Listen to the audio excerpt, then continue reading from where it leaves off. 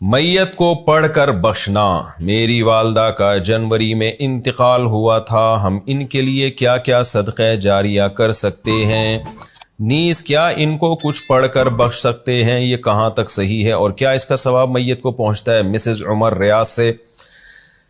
قرآن کی تلاوت وغیرہ پڑھ کے میت کو ثواب پہنچانا، جس کو ایصال ثواب کہتے ہیں، اس میں یہ اختلافی مسئلہ ہے۔ احناف کے ہاں یہ جائز ہے، بعض فقہا اس کی حقیقت کے قائل نہیں ہے۔ تو انسان کو ایک فقہ کو فالو کرنا چاہیے اور دوسرے فقہا کا بھی احترام کرنا چاہیے۔ اس کے دلائل کیا ہیں احناف کے، وہ میں کئی بار مسائل میں ریکارڈ کروا چکا ہوں، مضبوط دلائل ہیں۔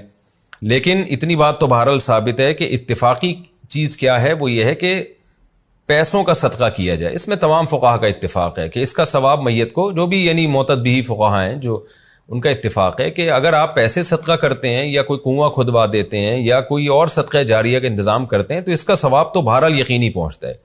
اور حدیث میں بھی یہ چیز منصوص ہے۔ نبی صلی اللہ علیہ وسلم سے ایک صحابی نے پوچھا، میں اپنی ماں کی طرف سے صدقہ کرنا چاہتی ہوں، افاتصدق عنہا ان امی توفیت عنی، میری ماں کا انتقال ہو گیا ہے، افاتصدق عنہا، کیا میں ان کی طرف سے صدقہ کروں؟ آپ نے فرمایا ہاں۔ تو اس لیے زیادہ فوکس جس چیز کو کرنا چاہیے وہ ہے پیسے صدقہ کریں اپنی والدہ کے لیے، اور کوئی مدرسہ بنا دیں، مسجد بنا دیں، یا مسجد میں تعاون کر دیں، یا مدرسے میں تعاون کر دیں، یا یتیم خانے میں تعاون کر دیں۔ اس طرح سے کوئی بھی صدقہ جاریہ ہو، یا ویسے ہی کوئی صدقہ کسی غریب کی مدد، اور دل میں نیت کر لیں کہ اس کا ثواب میری والدہ کو پہنچے، تو یہ انشاءاللہ آپ کی والدہ کو ثواب پہنچے گا۔ میں بھی دل سے دعا کرتا ہوں اللہ تعالیٰ آپ کی والدہ کی مغفرت فرمائے اور ان کے درجات کو بلند کرے۔ قرآن بخشنے کا طریقہ کیا ہے؟ قرآن مجید بخشنے کا صحیح طریقہ کیا ہے؟ کہتے ہیں کہ پہلے الحمد شریف پڑھے گا، پھر حمد و ثنا کرے گا، پھر تینوں قل پڑھے، پھر اس کے یہ کہے کہ اس کا ثواب ہمارے نبی صلی اللہ علیہ وسلم کو اور اس کے بعد حضرت آدم سے لے کر قیامت تک آنے والے تمام انسانوں کو پہنچائے، پھر آخر میں جس کے لیے قرآن پڑھا گیا اس کا نام لے کر بخش دے۔ کیا یہ طریقہ صحیح ہے؟ آفرین انڈیا سے۔ دیکھیں، قرآن بخشنے کا کوئی مخصوص طریقہ صحابہ سے ثابت نہیں ہے، صرف اتنا ثابت ہے کہ نبی صلی اللہ علیہ وسلم نے صدقہ کرنے کا حکم دیا ایک صحابیہ کو کہ وہ اپنی ماں کے لیے صدقہ کریں۔ تو اس سے علماء نے استدلال کیا کہ صدقہ بھی ایک نیکی ہے، تو کوئی بھی نیکی کسی کے لیے بھی کی جا سکتی ہے۔ تو بہتر تو یہی ہے کہ جس چیز کا حدیث میں صراحتاً ذکر ہے اسی کو فالو کریں، یعنی صدقات و خیرات کیا کریں میت کے لیے۔ لیکن کوئی قرآن یا کوئی اور نیکی پڑھ کے بھی اگر ایصال ثواب کرنا چاہتے ہیں تو بھی ٹھیک ہے، اس کا کوئی خاص طریقہ نہیں ہے، بس دل میں نیت کر لیں کہ اللہ اس کا ثواب فلاں کو پہنچے۔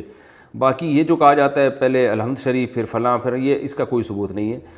کوئی بھی نیکی کسی بھی طریقے سے کی جا سکتی ہے اور دل میں یہ دعا کی جا سکتی ہے اللہ اس کا ثواب فلاں کو پہنچا دے۔ رہا یہ مسئلہ کہ اتنے ساروں کو پہنچا دے، آدم علیہ السلام سے لے کر فلاں لوگوں تک، پھر تمام پیغمبروں تک، صحابہ تک، تو یہ بھی جائز ہے کیونکہ ناجائز ہونے کی کوئی دلیل نہیں ہے۔ لیکن اس میں علماء کی دو رائے ہیں۔ بعض علماء یہ کہتے ہیں کہ ثواب تقسیم ہو کے پہنچتا ہے، تو جتنے لوگوں کو شامل کریں گے ثواب ڈیوائڈ ہو جائے گا، اور بعض کی رائے یہ نہیں کہ نہیں تقسیم نہیں ہوتا بلکہ ہر ایک کو پورا پورا پہنچتا ہے۔ تو ان میں سے کسی بھی مسلک پہ کوئی مضبوط قرآن و سنت سے دلیل کسی کے پاس نہیں ہے کہ اللہ کی رحمت سے امید کی جا سکتی ہے کہ اللہ سب کو سارا ہی ثواب پہنچا دیں، اللہ چاہیں تو ڈیوائڈ کر کے پہنچا دیں۔ تو اس لیے کوئی ایسا خاص طریقہ نہیں ہے، جس طرح سے چاہیں کر لیں آپ۔ میرا جو اپنا معمول ہے، میں تو یہی کرتا ہوں کہ ایک تو صدقات و خیرات کو فوکس کرتا ہوں۔ جو میرا جو معمول ہے کہ جو میت کے لیے جو حدیث میں جو چیز منصوص ہے، جو متفق علیہ، اور اگر قرآن پڑھ کے کرنا چاہیں تو دل میں بس اتنی نیت کہ سورہ فاتحہ پڑھی یا کوئی بھی سورت پڑھ لی، اللہ اس کا ثواب فلاں کو پہنچے، تو سب طریقے ٹھیک ہیں۔ جنازے کے سامنے قرآن پڑھنے کی حقیقت۔ جنازے کے سامنے جو لوگ قرآن پڑھتے ہیں یا سورہ یاسین پڑھتے ہیں، کیا یہ عمل حدیث سے ثابت ہے یا بدعت ہے؟ عبدالصمد صاحب نے انڈیا سے پوچھا ہے۔ جنازے کے سامنے اسپیشل جنازے کی وجہ سے قرآن پڑھنا یا سورہ یاسین پڑھنا میرے علم میں ایسی کوئی حدیث نہیں ہے۔ تو اور جب تک جنازے کو نہلایا نہ گیا ہو تو اس کے سامنے تلاوت کرنے کو فقہا نے غلط لکھا ہے، ناجائز لکھا ہے۔ تو جب تک جنازے کو نہلایا نہ جائے تو پھر نہلانے کے بعد آپ اس کے سامنے قرآن پڑھ سکتے ہیں، لیکن کوئی سنت عمل نہیں ہے۔ ہوتا یہ ہے کہ جب جنازے کو نہلا کے لایا جاتا ہے، گھر میں رکھا جاتا ہے، تو جب تک یعنی نماز جنازہ کے لیے لوگ جمع نہیں ہوتے، میت کو گھر میں رکھا جاتا ہے، تو اس دوران علماء یہ کہتے ہیں کہ اس کے پاس بیٹھ کے قرآن کی تلاوت کریں۔ وہ اس لیے کہتے ہیں کہ ورنہ اگر تلاوت نہیں کریں گے تو ادھر ادھر کی فضول باتیں کرنا شروع کر دیں گے لوگ، غیبتیں بھی شروع کر دیتے ہیں۔ اب جنازہ رکھا ہوا ہے تو بہتر ہے نا کہ اللہ کو یاد کیا جائے، اللہ کا ذکر کیا جائے، آخرت کی یاد کو تازہ کیا جائے۔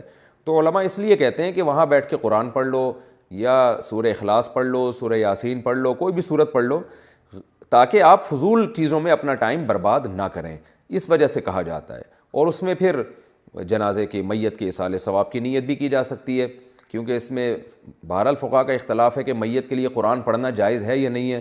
اور صدقے کے بارے میں تو ہمیں حدیث ملتی ہے کہ آپ صلی اللہ علیہ وسلم سے صحابیہ نے پوچھا فاتصدق عنہا، میری ماں کا انتقال ہو گیا، میں صدقہ کروں؟ آپ نے فرمایا ہاں۔ تو جمہور علماء نے اس سے استدلال کیا کہ جب صدقہ بھی ایک نیکی ہے تو وہ نیکی پہنچائی جا سکتی ہے میت کو، تو اس میں ایک علامت بیان کی ہے کہ کوئی بھی نیک عمل پہنچایا جا سکتا ہے، تو قرآن کی تلاوت بھی نیک عمل ہے۔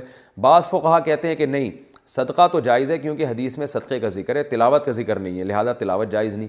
تو اختلاف رائے ہے اس میں۔ بر صغیر میں چونکہ فقہ حنفی کو فالو کیا جاتا ہے، اور میری رائے میں فقہ حنفی کی دلیل بہت مضبوط ہے، کیونکہ احادیث میں آپ صلی اللہ علیہ وسلم نے ہمیشہ اصول یہ رہا ہے کہ جزئیے کے ضمن میں کلیات سکھائے جاتے ہیں۔ جیسے قرآن میں آتا ہے نا لا تقل لہما اف، ماں باپ کو اف مت کرو، تو یہ ایک مثال ہے، مطلب یہ کہ تکلیف نہ دو۔ تو اسی طرح جو حدیث میں آتا ہے صدقہ کر سکتے ہو میت کے لیے، تو ایک مثال ہے، مطلب یہ کہ کوئی بھی نیکی کی جا سکتی ہے۔ اور دوسری بات یہ کہ حنفیہ کا جو قول ہے نا اس میں ذرا وسعت زیادہ ہے، اللہ کی رحمت کو آپ پھیلا دیتے ہیں کہ بھئی اگر میت کے لیے تلاوت بھی جائز ہونے کا ہم فتویٰ دیں گے تو اس سے اس بہانے لوگ تلاوت کریں گے، ثواب حاصل کریں گے، اور اللہ سے امید ہے کہ اللہ اس میت کو اس ثواب پہنچائے گا، تو اچھا ہے نا، اللہ کی رحمت سے اچھی امیدیں لگائیں۔ تو ویسے بھی شریعت کا مزاج ہے کہ جس چیز میں رحمت والا عنصر غالب ہو اس قول پہ آپ کو فتویٰ دینا چاہیے، یہ ہماری رائے ہے۔ اگر کوئی اس سے اختلاف کرتا ہے تو وہ اس کا اپنا مسئلہ ہے۔ تو اس لیے جنازے کے پاس قرآن پڑھنا الگ سے کوئی اس کی فضیلت ہمارے علم میں نہیں ہے حدیث میں، لیکن کہا اس لیے جاتا ہے کہ وہاں بیٹھ کے ادھر ادھر کی باتیں کرنے سے بہتر ہے کہ آپ قرآن پڑھ لیں۔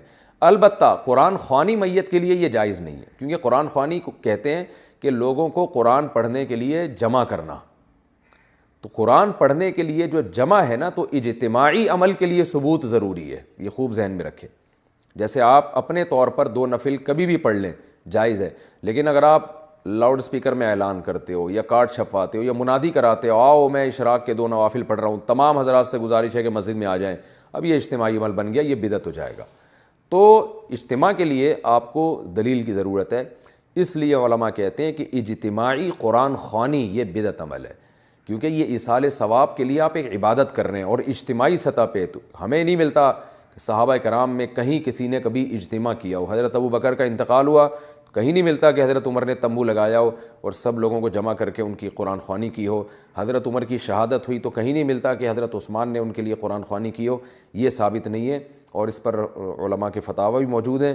البتہ برکت کے لیے قرآن خوانی ایک الگ چیز ہے، برکت کے لیے یعنی مکان دکان کی برکت میں جو قرآن خوانی ہے وہ عبادت نہیں ہے، وہ از قبیل رقیہ ہے، رقیہ دم، تو اس کے لیے ثبوت کی ضرورت نہیں ہے۔ لیکن بہرحال بعض علماء اس کو بھی بدعت اس لیے کہتے ہیں، بدعت تو نہیں یعنی بدعت کی تائید کا ذریعہ بنتی ہے۔ تو بعض علماء کہتے ہیں کہ اس زمانے میں برکت کے لیے بھی قرآن خوانی نہیں کرنی چاہیے، بلکہ برکت کے لیے گھر کے اپنے لوگ مل کے قرآن پڑھ لیں یا نماز پڑھ لیں یا دعا مانگ لیں۔ لیکن بہرحال اگر کوئی برکت کے لیے قرآن خوانی کرواتا بھی ہے تو اس کی بہرحال گنجائش موجود ہے، احتیاط اسی میں ہے کہ اس کو ترک کیا جائے، کیونکہ لوگ ایصال ثواب اور برکت والی قرآن خوانی میں فرق محسوس نہیں کرتے، تو وہ دونوں کے ایک ہی سمجھتے ہیں، اس سے پھر بدعت کی تائید ہوتی ہے۔